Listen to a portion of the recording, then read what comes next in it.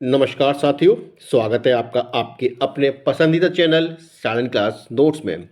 साथियों, आज हम पॉलिटी का सबसे महत्वपूर्ण टॉपिक प्रस्तावना, जिसे प्रेम्बल बोलते हैं, उद्देशिका बोलते हैं, उसके बारे में चर्चा करेंगे। साथियों, एग्ज़ाम में आपको इस टॉपिक से 1 या 2 प्रश्न देखने को मिल जाते हैं और उसमें भी कैंडिडेट गलती कर देते हैं। ऐसी गलती आपसे ना हो, उसके लिए आपको बस कुछ नहीं करना है, शुरू से लेकर लास्ट तक वीडियो को ध्यानपूर्वक सुनना है और जो कंसेप्ट हम बताएंगे, जो ट्रिक्स आपको बताएंगे, बस उसको क्या करना है, आपको अपने अंदर धारण कर लेना है। और हमने इसमें लास्ट ईयर के कुछ एमसीक्यू लिए हैं जो कि आने वाले एग्ज़ाम में आपको देखने को मिलेंगे। तो साथियों, अगर आपने अभी तक इस चैनल को सब्सक्राइब नहीं किया है तो जल्दी से आप इस चैनल को सब्सक्राइब कर लें, अपने साथियों में इसको शेयर कर लें और वीडियो अगर पसंद आए तो प्लीज़ लाइक करना बिल्कुल ना भूलें। तो साथियों, अब हम स्टार्ट करते हैं।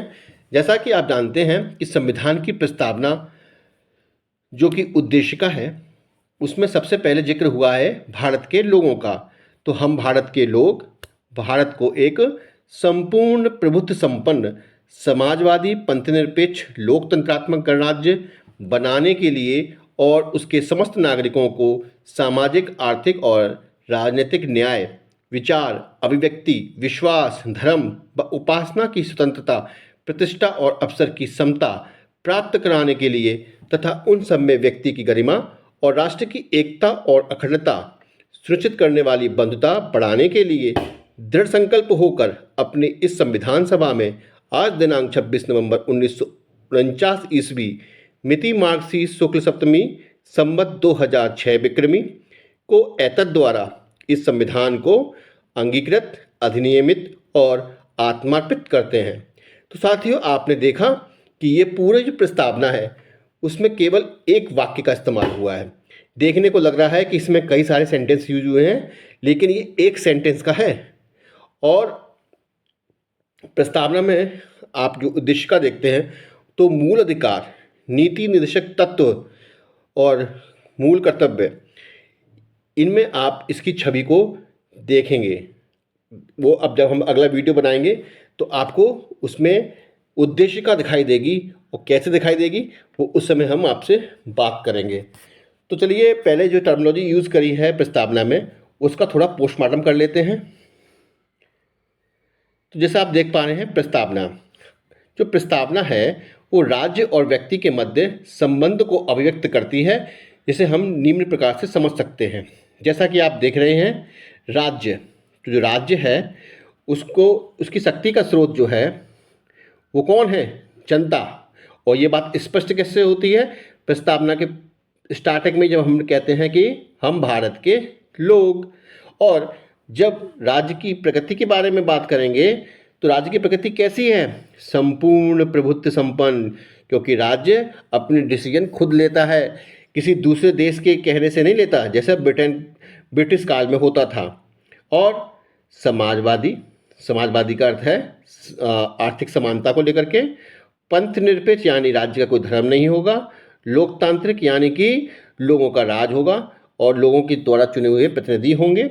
और गणतंत्र, गणतंत्र का मतलब है कि राष्ट्र का जो अध्यक्ष है, राज्य का जो अध्यक्ष होगा, वो वंशानुगत नहीं होगा, वो डायरेक्ट या इनडायरेक्ट रूप से चुना हुआ होगा। हमारे यहाँ तो इनडायरेक्ट होता है राष्ट्रपति, और अमेरिका वगैरह में जो प्रेसिडेंट यानी कि राष्ट्र का जो अध्यक्ष होता है वो डायरेक्ट होता है। हमारे यहाँ इनडायरेक्ट होता है, वहाँ पे डायरेक्ट होता है। तो चाहे डायरेक्ट हो चाहे इनडायरेक्ट हो, लेकिन वंशानुगत नहीं होना चाहिए, तो हम कह सकते हैं कि वो रिपब्लिक है। फिर हम आगे बात करेंगे व्यक्ति की मूल्यात्मक अवधारणा। तो व्यक्ति की मूल्यात्मक अवधारणा क्या है? न्याय, स्वतंत्रता, समानता और बंधुत्व। अरे, किसी व्यक्ति को क्या चाहिए? उसको भाई सामाजिक न्याय मिले, आर्थिक न्याय मिले, राजनीतिक न्याय मिले, यही तो फ़ायदा हुआ आज़ादी का। और उसको फ्रीडम मिले, किसकी? विचारों की। उस व्यक्ति को फ्रीडम मिले, किसकी? विचारों की। अपनी बात को व्यक्त कर सके, उसको अपने विश्वास करने की उसको स्वतंत्रता मिले, और अपने धर्म को मानने की स्वतंत्रता मिले, और साथ ही साथ वो कोई भी उपासना करे उसकी भी उसको फ्रीडम मिलनी चाहिए। समानता रहनी चाहिए भैया प्रतिष्ठा और अवसर की। ऐसा नहीं है कि पहले की तरह ऊंची जाति नीची जाति गरीब अमीर जैसी कोई भी भेदभावपूर्ण नीति नहीं होनी चाहिए, समानता रहनी चाहिए। आप किसी को जाति धर्म लिंग के आधार पर भेद नहीं कर सकते हैं, उसकी प्रतिष्ठा को आहत नहीं कर सकते हैं, उसके अवसरों को रोक नहीं सकते हैं। और यही बात कौन दर्शा रहा है? समानता। बंधुत्व तो व्यक्ति की गरिमा और राष्ट्र की एकता तथा अखंडता सुनिश्चित करने वाली बंधुता। ठीक है, तो यही है क्या? व्यक्ति की मूल्यात्मक अवधारणा। तो हमने प्रस्तावना को कैसे राज्य और व्यक्ति के बीच में वर्गीकरण किया है, बहुत ही सुंदर तरीके से, और लगता है कि आपको इसमें समझ आ गया होगा और नेक्स्ट स्लाइड में और भी ज़्यादा समझ में आ जाएगा आपको। अब बात करते हैं उद्देशिका का महत्व। तो साथियों, उद्देशिका संविधान के स्रोत को इंगित करती है। कोई शक है इसमें? कोई शक नहीं है। जो उद्देशिका है वो ये दिखाती है कि संविधान का डायरेक्शन कैसा होना चाहिए। ठीक है, फिर उद्देशिका इस बात को भी स्पष्ट कर देती है कि स्वयं भारतवासी ही संविधान के स्रोत होंगे, जैसा कि पहले ही कह दिया उसने कि हम भारत के लोग। फिर नेक्स्ट है हमारा कि यह अधिकारों एवं स्वतंत्रताओं को घोषित करती है ना। किसी भी व्यक्ति को न्याय का अधिकार है कि नहीं है, उसको धर्म मानने की स्वतंत्रता है कि नहीं, अपनी अभिव्यक्ति करने की स्वतंत्रता है कि नहीं। तो वही तो बात कही गई है यहाँ पर, जिनकी प्राप्ति भारतवासियों को अभिष्ट है, अनिवार्य है। ये भारतीय राज्य व्यवस्था की आधारभूत विशेषताओं को बताती है। उद्देशिका का अधिनियम खंड संविधान को अंगीकृत, अधिनियमित और आत्मार्पित करता है, जैसा कि उद्देशिका के अंत में कहा भी गया है इस बात को।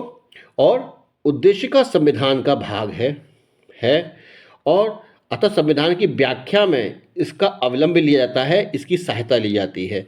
इसे संशोधित भी किया जा सकता है और किया भी गया है एक बार।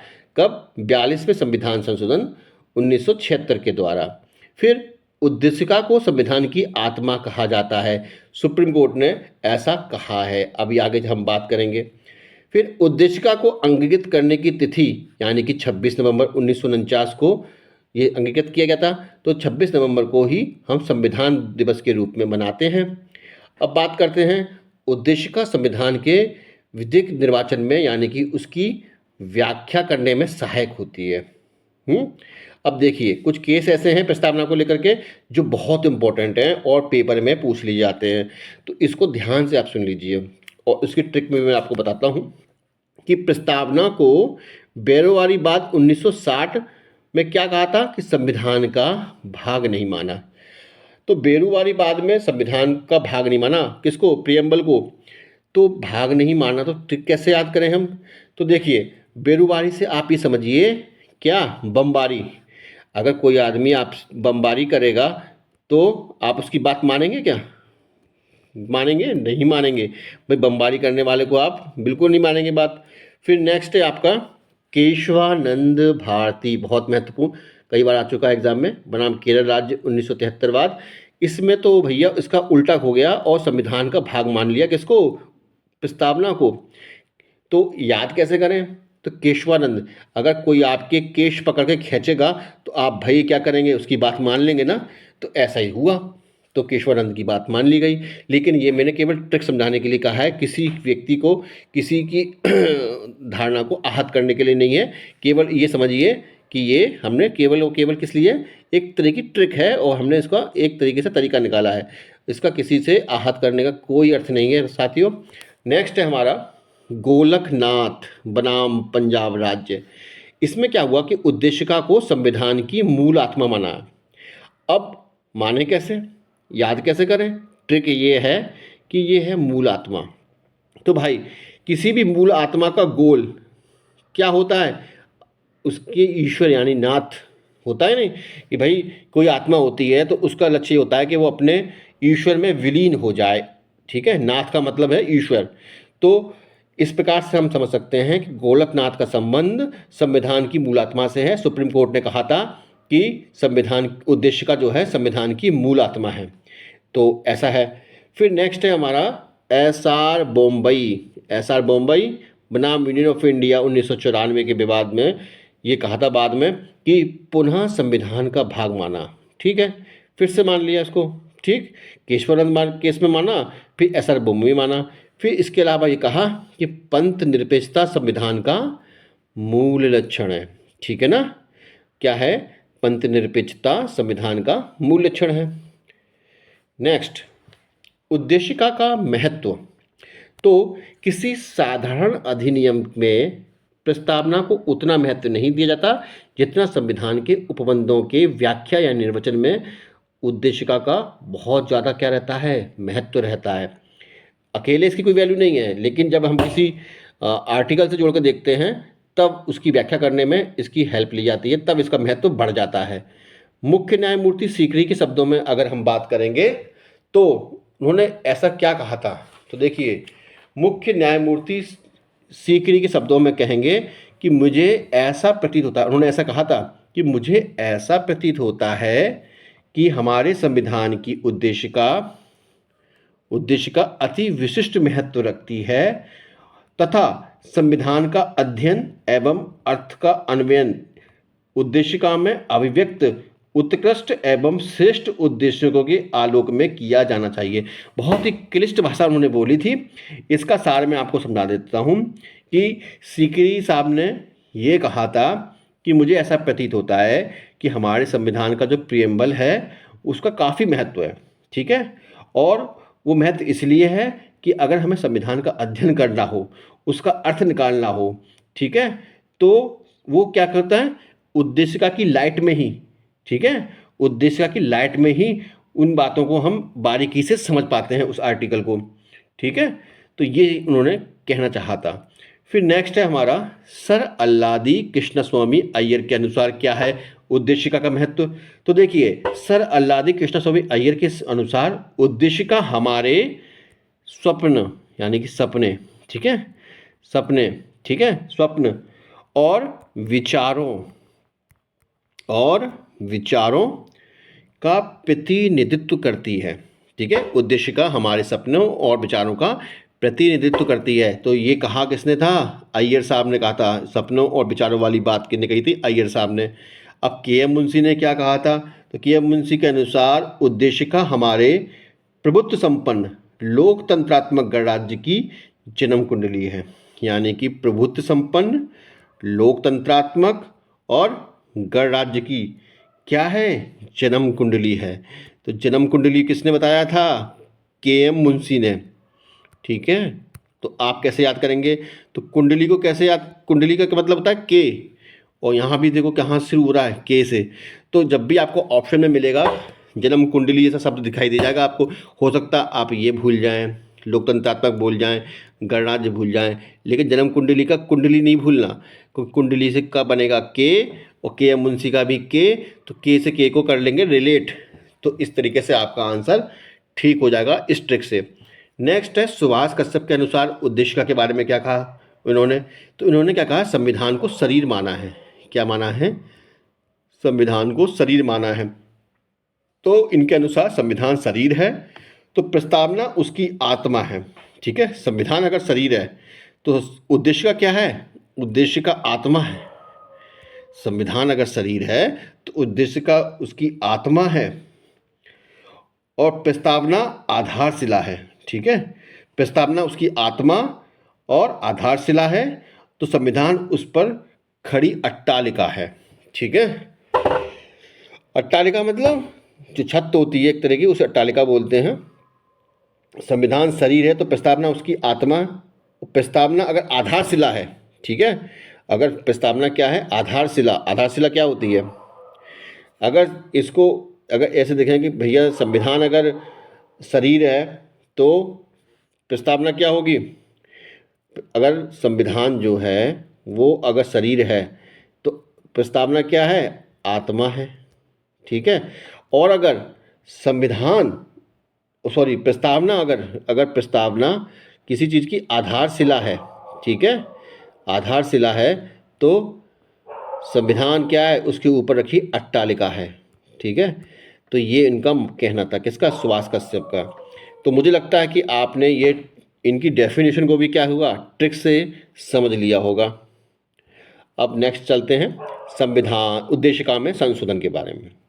तो देखिए, केशवानंद भारती बनाम केरल राज्य 1973 के मामले में दो महत्वपूर्ण बातें निर्धारित की गई थी कि भारतीय संविधान की उद्देशिका संविधान का अंग है, अभी हमने बात ही करी पिछली बार, और अतः संविधान के किसी अन्य उपबंध की तरह उद्देशिका भी संशोधन के योग्य है। लेकिन उद्देशिका में ऐसा कोई परिवर्तन नहीं कर सकते आप जो संविधान के आधारभूत ढांचे को नष्ट करता हो। और देखिए, अगर संशोधन की बात करेंगे तो संविधान में अभी तक केवल एक बार संशोधन हो चुका है, अभी बताया था मैंने, 42वां संविधान संशोधन 1976 द्वारा, जिसमें क्या जोड़ा गया, समाजवादी, पंथनिरपेक्ष और अखंडता शब्द। लेकिन देखिए, ये कोई ऐसे ही नहीं इसमें जोड़ दिया गया है, इसके भी कुछ कारण थे जो हम अभी बात करेंगे उसमें। सबसे पहले बात करते हैं उद्देशिका के महत्वपूर्ण तत्वों के बारे में। तो पहला आता है सोवरेन यानी प्रभुत्व संपन्न। अब देखते हैं कि प्रभुत्व संपन्न का मतलब क्या है। तो देखिए, जो संप्रभुता है, ठीक है, प्रभुत्व संपन्न या संप्रभुता संपन्न शब्द इस बात का द्योतक है कि भारत जो है वो आंतरिक, ठीक है, आंतरिक और इंटरनल और एक्सटर्नल, आंतरिक या बाह्य दृष्टि से किसी भी विदेशी सत्ता के अधीन नहीं है। ठीक है, जैसा कि ब्रिटिश काल में था कि हमारा देश क्या था, उपनिवेश था ब्रिटेन का, और हमारे देश के निर्णय कौन लेता था, ब्रिटेन में बैठा क्राउन लेता था, वहाँ की बैठी संसद लेती थी। लेकिन आज की तारीख में ऐसा नहीं है, हमारे डिसीजन हमारे खुद के होते हैं, कोई विदेश का बैठा व्यक्ति नहीं लेता हमारे देश के निर्णय। तो यही है प्रभुत्व संपन्न। और हालांकि हमारा जो देश है वो कॉमनवेल्थ का सदस्य है, लेकिन इससे हमारी संप्रभुता पर कोई प्रभाव नहीं पड़ता है। ठीक है साथियों, तो ये जो तत्व है उद्देशिका का, ये तो आपका क्लियर हो गया होगा। अब हम नेक्स्ट तत्व पकड़ते हैं, एलिमेंट समाजवादी यानी कि सोशलिस्ट। तो देखिए, समाजवाद की जो अवधारणा है वो उद्देशिका में जो प्रयुक्त जो शब्द है ना, कौन सा, सामाजिक, ठीक है, सामाजिक एवं आर्थिक न्याय, ठीक है, सामाजिक एवं आर्थिक न्याय इसी में निहित है। संविधान निर्माताओं ने इस आर्थिक न्याय को, ठीक है, संविधान निर्माताओं ने इस आर्थिक न्याय को परिभाषित नहीं किया है। देश में किस प्रकार की आर्थिक व्यवस्था स्थापित की जाए ऐसी बात उन्होंने कही नहीं है। इसको शासन वाले जो शासन करेगा ना उसी के ऊपर छोड़ दिया उन्होंने। जो संविधान निर्माता थे उन्होंने ये बात उन्हीं के ऊपर छोड़ दी जो शासन करेंगे राज्य पे, इस देश पे। ठीक है भाइयों, मुझे लगता है कि आपको ये बात क्लियर एकदम हो रही होगी कि आर्थिक न्याय को परिभाषित नहीं किया गया है और देश में किस प्रकार की आर्थिक व्यवस्था स्थापित की जाए तो ये किस पे छोड़ दिया है, शासन करने वाले लोगों पर छोड़ दिया है। और संविधान का 42वां, ठीक है, संविधान का 42वां संशोधन कौन सा वाला, 1976 वाला, इस 42वें संविधान संशोधन अधिनियम 1976 के में क्या किया उन्होंने, इस आर्थिक न्याय को एक निश्चित दिशा दी है। कैसे कि उन्होंने समाजवाद शब्द उद्देशिका में इसी संशोधन द्वारा जोड़ा गया है। ठीक है, जो सामाजिक आर्थिक न्याय की बात करी गई है इसको और स्पष्ट करने के लिए ये समाजवादी शब्द जोड़ दिया गया। ठीक है, और समाजवादी और लोकतांत्रिक दोनों प्रकार के संविधानों में इस शब्द का प्रयोग किया जाता है। लेकिन इतना तो स्पष्ट है ही कि समाजवादी व्यवस्था में जो उत्पादन के मुख्य साधन होते हैं वो सरकार के नियंत्रण में होते हैं, और भारतीय संविधान ने ऐसा नहीं किया है कि सब कुछ सरकार के हाथ में दे दिया हो, उन्होंने बीच का रास्ता निकाला है। देखिए, अमेरिका पूंजीवादी देश है, वहाँ पूंजीवाद जो उद्योग इंडस्ट्री वगैरह जो होते हैं वहाँ का कंट्रोल है। लेकिन हमारे यहाँ क्या है, पूरा कंट्रोल ना गवर्नमेंट के हाथ में है ना प्राइवेट सेक्टर के हाथ में है। हमने बीच का रास्ता निकाला है और मिश्रित अर्थव्यवस्था अपनाई है। क्योंकि देखिए, हमारा देश इतना तो अमीर था नहीं तो क्या करते हैं, कुछ गरीब लोग हैं तो उन गरीबों के लिए समाजवादी व्यवस्था भी लानी थी। लेकिन गवर्नमेंट के पास भी इतना पैसा नहीं है कि वो सारे गरीबों को हेल्प कर ले, तो उसके लिए थोड़ा पूंजीवादी को भी जोड़ा गया। तो पूंजीवादियों को और गवर्नमेंट दोनों का समावेश किया गया है और इसीलिए हमारी ये जो अर्थव्यवस्था है वो कैसी अर्थव्यवस्था है, वो मिश्रित अर्थव्यवस्था है, मिक्स्ड इकोनॉमी है। और इकोनॉमिक्स का ये टॉपिक भी क्लियर हो गया होगा प्रस्तावना के साथ, मुझे लगता है ऐसा। तो और आगे चलते हैं साथियों।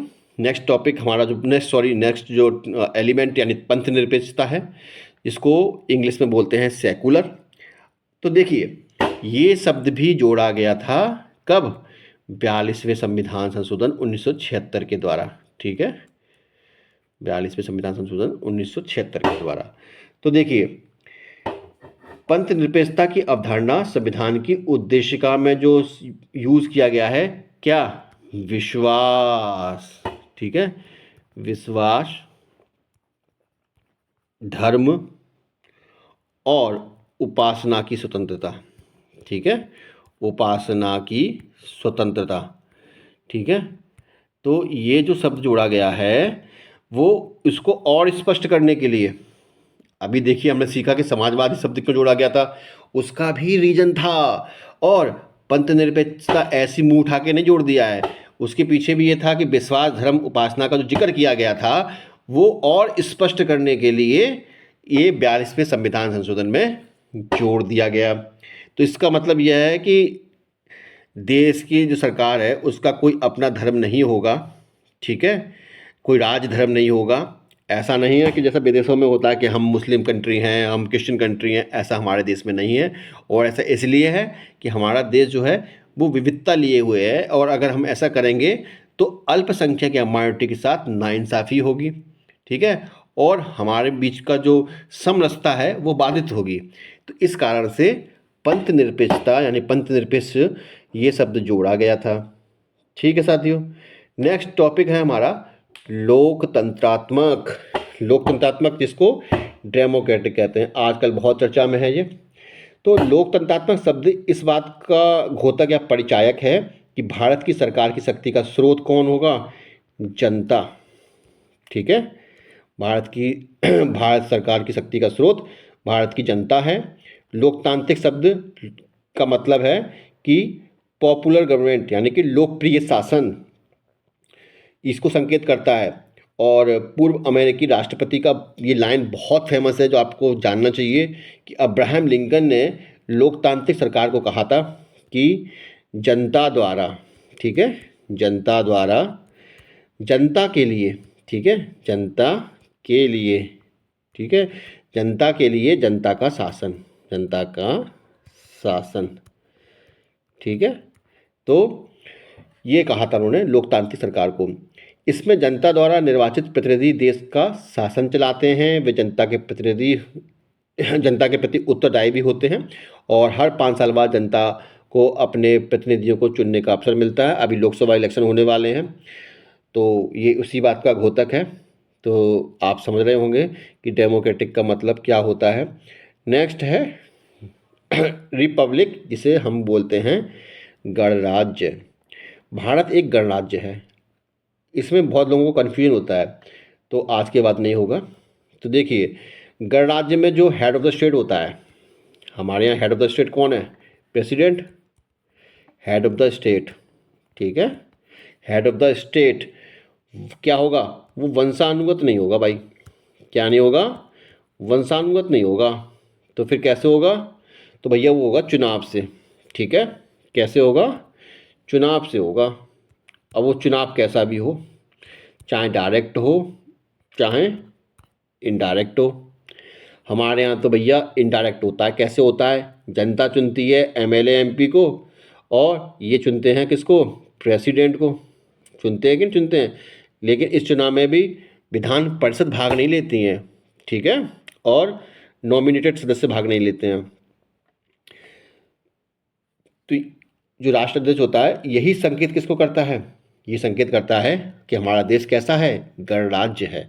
गणराज्य क्यों है कि देखिए, जनता ने चुना है, अब तुम्हारे एजेंट हैं वो क्या हैं, आपकी जनता के गण हैं वो। ठीक है, और उनके द्वारा चुना गया है प्रेसिडेंट को, तो वो क्या हो गया, गणराज्य हो गया। ठीक है, क्योंकि वो चुने हुए प्रतिनिधियों के द्वारा चुना गया है। कौन, हेड ऑफ द स्टेट, इसलिए इसको गणराज्य बोलते हैं। गणराज्य क्यों बोलते हैं कि देखिए, उन्हें जनता ने नहीं चुना है, प्रतिनिधियों ने चुना है।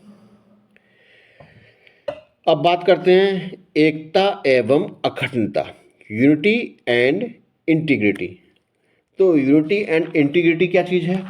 तो साथियों, अखंडता शब्द जो है इसका मतलब क्या है? इसका मतलब है कि हमारा देश अखंड बने और देश के टुकड़े टुकड़े नहीं होने चाहिए भैया। देश की एकता और अखंडता को बनाए रखना चाहिए। और देखिए एक बात और है कि हमारा देश कैसा है? संघवाद है। हमारे देश में संघवाद है। और ये हम ऐसे नहीं बोल रहे हैं, ये बात कौन कह रहा है? आर्टिकल 1 कह रहा है। वो क्या कहता है कि भारत क्या है? राज्यों का संघ यानी यूनियन होगा। ठीक है, जो तो इससे स्पष्ट होता है कि भाई हमारा देश संघवाद है, और संघवाद है तो भाई टूटने के चांसेस बहुत रहते हैं ना। तो भैया संघवाद जरूर है, पर ये टूटना नहीं चाहिए। ठीक है, तो इस संघवाद को एकता के रूप देने के लिए एकता और अखंडता शब्द पर जोर दिया गया। ठीक है, और देखिए आर्टिकल 19(2) में भी इस बात पे जोर दिया जाता है कि राज्य को नागरिकों की जो जो फ्रीडम है उस पर भी रोक लगा सकती है, इस एकता और अखंडता को बनाए रखने के लिए। ऐसा क्यों? कि भाई हो सकता है कि आपातकाल दंगे फसाद हो जाएं, देश में गृह युद्ध वाली स्थिति बन जाए और एक वर्ग का दूसरे वर्ग से युद्ध हो जाए, एक क्षेत्रवाद की वजह से युद्ध हो जाए आपस में, तो उससे अखंडता पर अगर आंच आ रही है तो आप आर्टिकल 19(2) के अधीन, ठीक है, आर्टिकल 19(2) मूल अधिकार जब आप पढ़ेंगे तो आप देखेंगे आर्टिकल 19(2), तो इसका निर्बंधन लगाने की शक्ति प्राप्त है।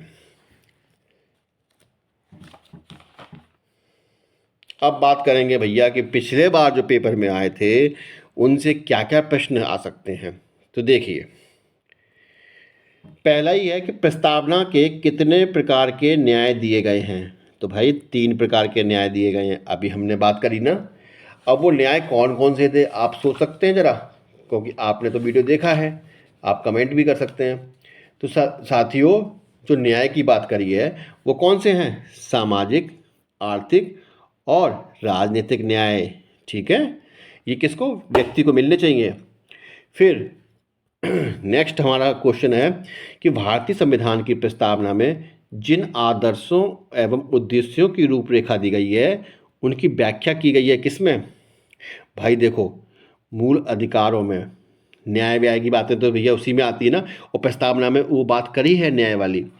राज्य के नीति निर्देशक तत्वों में देखने को मिल जाता है। तो देखिए, राज्य के नीति निर्देशक तत्व में कहा नहीं गया है कि समान कार्य के लिए समान वेतन। तो ये क्या दिखाता है कि आपकी जो आर्थिक न्याय है वो मिल सके सभी को। इसीलिए ठीक है, मौलिक कर्तव्यों में क्या कहा है कि भाई आपको आपस में भाईचारा बना के रखना है। तो हाँ, उद्देशिका में भी तो कहा गया था कि अखंडता सुनिश्चित करने वाली बंधुता बढ़ाने के लिए। तो ये बात तो इसमें भी दिखाई देती है हमको। तो देखिए, उद्देशिका जो है हमें फंडामेंटल राइट्स में झलकती दिखाई देगी, डायरेक्टिव प्रिंसिपल्स में दिखाई देगी और फंडामेंटल ड्यूटीज़ में भी दिखाई देगी। चलिए, नेक्स्ट है हमारा 42वें संविधान संशोधन। ठीक है, अधिनियम 1976 के द्वारा प्रस्तावना में कौन से 3 शब्द जोड़े गए थे? तो समाजवादी, पंथनिरपेक्ष और अखंडता की जोड़े गए थे। अभी हमने इस पर बात की है। नेक्स्ट है हमारा सभी व्यक्ति पूर्णतः और समान रूप से मानव हैं। ये सिद्धांत क्या है? सार्वभौमिकता है। ठीक है, अगर सभी व्यक्ति की बात कर रहे हैं, सार्वभौमिक मतलब सब जगह अगर कोई चीज़ यूनिवर्सल का मतलब क्या होता है कि अगर ग्रेविटी का रूल यहाँ पे लागू है तो दूसरे देश में भी लागू हो रहा है, तो हर जगह लागू होगा। तो ऐसे ही सभी व्यक्ति पूर्णतः और समान रूप से मानव हैं, और मानवतावाद तो पूरी दुनिया में फैला हुआ है। तो इस कारण से ये सिद्धांत सार्वभौमिकता को लिए हुए है। नेक्स्ट है कि प्रस्तावना की प्रगति कैसी है? तो वो ऐसी है कि गैर न्यायिक है, अवाद योग्य है। ऐसा नहीं है कि प्रस्तावना में जो बात करी है उसको लेकर के आप कोर्ट या न्यायालय में चले जाएं। तो ये अवाद योग्य है, इसके ऊपर केस नहीं लड़े जाते हैं। ठीक है, नेक्स्ट है प्रस्तावना में शामिल स्वतंत्रता, समानता, बंधुत्व का आदर्श वाक्य कहाँ ग्रहण किया गया है? कहाँ से ग्रहण किया गया है? तो भाई देखिए, बंधुता वाली बात कहाँ से की गई है? फ्रांस से। अगर आपने हमारा वीडियो देख लिया होगा ना, वो ट्रिक वाला, कि हमने किस किस देश से कौन कौन से संविधान लिए के उपबंध लिए हैं, तो आपको इसमें समझने में कोई दिक्कत नहीं होगी। तो देखिए, बंधुत्व जो है वो क्या दिखाता है? फ्रेंडशिप। और फ्रांस से क्या होता है? एफ से बनता है फ्रांस। और फ्रेंडशिप भी क्या बनता है? एफ से। तो एफ से एफ को रिलेट कर लेंगे, तो ये आपका, इससे कन्फ्यूजन आपका कभी नहीं होगा। चलिए भैया, नेक्स्ट है हमारा, किस बाद में कहा गया कि प्रस्तावना संविधान का भाग है? तो देखिए, केशवरन भारती बनाम केरल राज्य 1973 के बाद में कहा गया था कि प्रस्तावना संविधान का भाग है। हमने बताया था ना, अगर कोई आपका केश पकड़ के खींचेगा, अपनी बात मनवा ही लेगा वो, ठीक है ना। प्रस्तावना आधारित है पंडित जवाहरलाल नेहरू के उद्देश्य प्रस्ताव पर, ठीक है। प्रस्तावना आधारित है पंडित जवाहरलाल नेहरू के उद्देश्य प्रस्ताव पर। आपको पता होना चाहिए कि 13 दिसंबर 1946 को, ठीक है, उद्देश्य प्रस्ताव पारित किया गया था और 22 जनवरी 1947 को ये स्वीकार कर लिया गया था। संविधान को एक पवित्र दस्तावेज कहा था। किसने कहा था? भीमराव अंबेडकर ने कहा था। संविधान की प्रस्तावना का विधिक स्वरूप कैसा है? भाई ऐसा है कि ये लागू नहीं किया जा सकता, ठीक है। ये छोड़ दिया है किस पे? सरकार के ऊपर, कैसे करें वो। फिर भारत में लौकिक सार्वभौमिकता है, क्योंकि संविधान की प्रस्तावना आरंभ होती है हम भारत के लोग से। लौकिक मतलब लोगों से मतलब है, लोगों के ऊपर मतलब ये क्या दिखाता है? भारत की जनता को दिखाता है ना। तो इसीलिए हम भारत के लोग शब्दों से ये स्पष्ट होता है कि भारत में लौकिक सार्वभौमिकता है, उससे ऊपर कोई नहीं है, जनता से बड़ा कोई नहीं है, तभी तो कहते हैं जनता जनार्दन। नेक्स्ट है हमारा कि ये क्वेश्चन है कि 26 जनवरी 1950 को भारत की वास्तविक संवैधानिक स्थिति कैसी थी? संपूर्ण प्रभुत्व संपन्न लोकतंत्रात्मक गणराज्य। उस समय ये शब्द थे, समाजवादी, पंथनिरपेक्ष, ये शब्द तो बाद में जोड़े गए हैं, एकता अखंडता वाले। तो फिर देखिए, भारतीय संविधान की प्रस्तावना को हमारे संप्रभु प्रजातांत्रिक गणतंत्र की जन्म कुंडली कहा है। मैंने आपको ट्रिक बताई थी, के एम मुंशी। कुंडली से के, कुंडली का के और के एम मुंशी का के सेम है, तो इस प्रकार से के एम मुंशी, ऐसे आप याद कर लीजिए। फिर है संविधान की आत्मा, किसे कहा गया? उद्देशिका को कहा गया है, और ये सुप्रीम कोर्ट ने कहा था। किसके किस केस में कहा था? आपको ट्रिक बताई थी ना, गोलकनाथ के केस में कहा था। और उसकी ट्रिक मैंने आपको बताई थी कि हर उसकी आत्मा का गोल क्या होता है? उसका ईश्वर, उसका नाथ। तो ऐसे याद हो जाएगा आपको, गोलकनाथ। तो गोलकनाथ के केस में कहा था सुप्रीम कोर्ट ने कि संविधान की आत्मा उद्देशिका को। लेकिन डॉक्टर भीमराव अंबेडकर के अनुसार अगर पूछ लें अगर प्रश्न, तो संविधान की आत्मा कौन है? तो भैया उद्देशिका नहीं है, अनुच्छेद 32 है। यहाँ कंफ्यूज मत होना। इसमें क्या कहा गया है? संवैधानिक उपचारों के अधिकार दिए गए हैं। अभी आप पढ़ेंगे जब फंडामेंटल राइट्स, तो आपको बताया जाएगा कि संविधान के जो रिट्स होती हैं, जब किसी व्यक्ति का मूल अधिकार का हनन होता है, तो वो 5 तरीके की रिट डालता है। जैसे आपने हैबियस कॉर्पस का नाम सुना होगा, तो बंदी प्रत्यक्षीकरण जिसे बोलते हैं, प्रतिषेध वगैरह, तो वो सब आपको जिक्र बाद में करेंगे। तो ये वही है, ठीक है, आर्टिकल 32। फिर है आपका भारतीय संविधान के उद्देश्यों के रूप में आर्थिक न्याय का उपबंध किया गया है, ठीक है। तो भारतीय संविधान के उद्देश्यों के रूप में आर्थिक न्याय का उपबंध किया गया है संविधान की प्रस्तावना में, और राज्य के नीति निर्देशक तत्व में भी कहा गया है। कैसे किया है पता है? समान कार्य के लिए समान वेतन एक आर्टिकल में दिया हुआ है। किस आर्टिकल में दिया है आप कमेंट कीजिए। उच्चतम न्यायालय द्वारा किस बाद में धारित किया गया था कि प्रस्तावना संविधान का भाग नहीं है? भाग नहीं है, किसमें कहा था? बेरुवारी संघ के बाद में, ठीक है, बेरुवारी संघ 1960 के बाद में। भैया जो बमबारी करेगा तो कोई कैसे मान लेगा? उसने कहते नहीं है तो नहीं है। नेक्स्ट है, उच्चतम न्यायालय द्वारा किस बाद में धारित किया गया था कि प्रस्तावना संविधान का भाग है? अब कोई केस पकड़ के खींचेगा तो मानना पड़ेगा भाई उसकी बात को। तो केशवरन भारती के केस में। फिर भारत के संविधान की उद्देशिका संविधान का भाग है, किंतु उसके अन्य भागों से स्वतंत्र होकर उसका कोई विधिक प्रभाव नहीं है। देखिए उसका महत्व है, लेकिन अकेले उसका खुद का नहीं है। जैसे जीरो होता है ना, जीरो जीरो का अपना कोई महत्व नहीं है, लेकिन जब किसी के पीछे लगता है तो उसकी वैल्यू को बहुत बढ़ा देता है, वो 10 गुना कर देता है। तो साथियों, अब तक हमने जो देखा, गत वर्ष के पेपर भी देख लिए और इसके उद्देशिका को हमने तोड़ मरोड़ के सब पढ़ लिया है। और आपको ये वीडियो कैसा लगा है तो प्लीज़ अगर पसंद आए तो लाइक कीजिएगा, अपने साथियों दोस्तों में इसको शेयर कीजिएगा। और अगर अभी तक आपने इस वीडियो को अभी तक सब्सक्राइब नहीं किया है तो सब्सक्राइब कीजिएगा। तो भाइयों, मिलते हैं नेक्स्ट वीडियो में, तब तक के लिए मुझको दीजिए इजाज़त। तो नमस्कार।